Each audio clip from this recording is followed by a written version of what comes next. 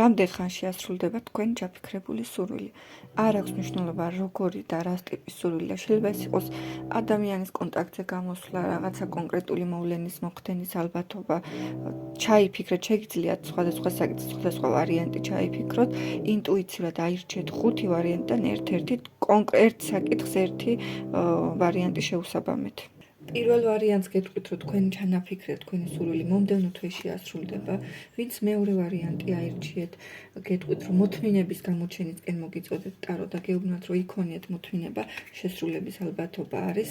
მესამე ვარიანტი, ვინც აირჩიეთ, გეტყვით, ძალიან სწრაფად არის, მათ შორის შანსი, რომ მოხდეს და თქვენი ჩანაფიქრი ასრულდეს საკმაოდ მალე, შეიძლება ნაბიჯის გადადგმაც ვერ მოასწროთ.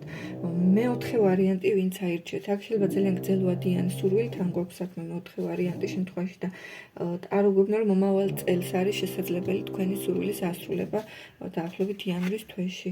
რაც შეეხება მეხუთე ვარიანტს, მეხუთე ვარიანტის შემთხვევაშიც ვიტყოდი, რომ თქვენ სურვილს სჭირდება მოლოდინი და გარკვეული დრო იმისთვის, რომ რეალიზდეს მოთმინების უნარი და რაღაცა შეიძლება დროში გაგეწელოთ პროცესი, მაგრამ შესრულების ალბათობა არის, თუმცა დროის საკითხია.